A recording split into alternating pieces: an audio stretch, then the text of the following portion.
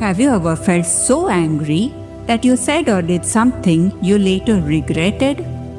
What if I told you that your anger, no matter how justified, hurts you more than anyone else? Let me tell you a powerful Buddhist story about a blacksmith named Ketu and how a silent bowl of water changed his life forever. In a small village, there lived a blacksmith named Ketu.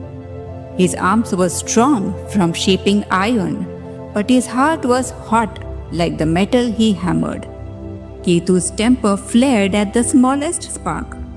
If a neighbor's rooster crowed too early, he shouted. If a customer said a blade was dull, he slammed his tongs and cursed. One humid afternoon, Ketu's anger burst like summer lightning. A traveler hurried in, needing a horseshoe fixed, and complained about Ketu's speed. Burned by the words, Ketu hurled the half-made shoe. Sparks flew, and the scared traveler ran away, and the broken iron lay useless on the floor. Ketu's anger resulted in loss in his business. He sighed and thought if he had not got angry at such a little matter, he would not have lost his customer. He realized he had to control his anger. He asked himself, why do my own flames of anger burn me? What can I do to correct this? That evening, an old monk named Venerable Ananda passed through the village. Ketu followed him to the banyan tree where the monk sat to teach. Ketu bowed and requested humbly. Venerable, he said, fire rules my chest. I have a lot of anger in me. I hurt others and myself. How can I control this anger? Ananda smiled gently. Come to the river at dawn, he replied. Bring a bowl of clear water. Next day, early in the morning, mist drifted above the silent river.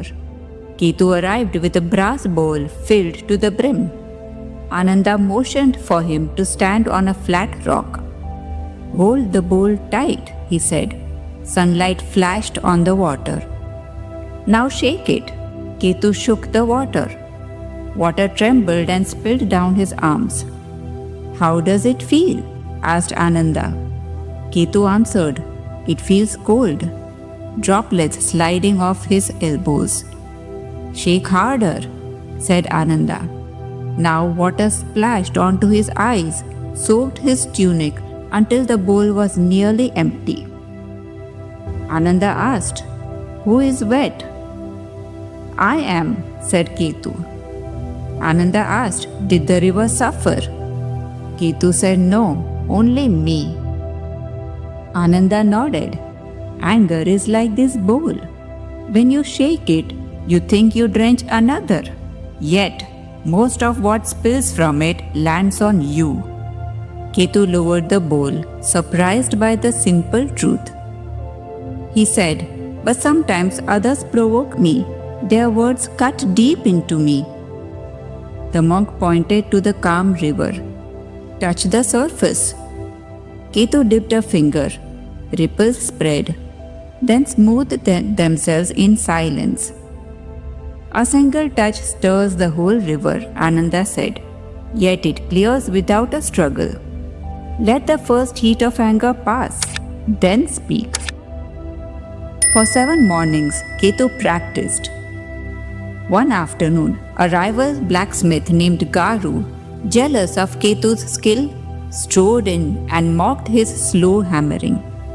In the past, Ketu's rage would have flashed. Yet he recalled the river ripples. He laid down the hammer, took a slow breath, and listened. Seeing no resistance, Garu's anger fizzled and he left puzzled. Ketu felt a victory greater than any sword he had forged.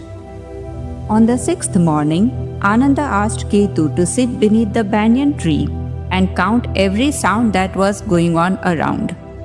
Leaves rustling, a distant cart moving, children laughing. The monk said, you cannot stop sounds, but you can choose which one to follow. thoughts are the same. When an angry thought calls, notice it, name it, and let it pass like a bird across the sky. One day, Ananda handed him a clay lamp. Carry this through the village but keep the oil from spilling. Ketu walked slowly, breathing evenly. When he hurried, the oil sloshed and the flame wavered. When he moved mindfully, the flame burned steady. He understood that guarding the lamp was guarding his own heart. On the seventh evening, Ananda prepared to leave. The villagers gathered. Ketu bowed deeply. He said, "Master, my furnace fire is enough. I will no longer feed useless flames of anger within me." Ananda gave him the polished brass bowl. When anger rises, fill this with water. Watch its surface until it calms, and watch your breath do the same. Anger is a guest. Feed it and it stays. Ignore it and it leaves. Years later, villagers spoke of the blacksmith whose shop rang with steady blows of his hammer and peaceful silence of his mind. When disputes arose, people fetched Ketu to mediate, for his voice cooled quarrels like spring rain. And whenever heat stirred in his chest, he glanced at the brass bowl hanging above his anvil, shining like a quiet moon. Friends, Ketu's story teaches us a number of important lessons. Here are the key takeaways from this story. Anger is natural, but reacting without thinking causes pain. When angry, pause and breathe. Let the heat pass before speaking or acting. You are responsible for your reactions, not what others say or do. A calm mind sees things clearly, just like still water shows a clear reflection. Controlling anger is a sign of strength, not weakness. So friends, what Ketu's story teaches us is that anger burns the one who holds it first. Anger may feel powerful in the moment, but in reality, it hurts us the most. Just like the water in the bowl spilled all over Ketu himself, our anger doesn't fall on others, it falls on our own peace, our own happiness. But here's the good news. You can learn to pause. Just take a deep breath. Wait. Let the fire inside settle down like ripples in a river. Then speak, not with heat, but with heart.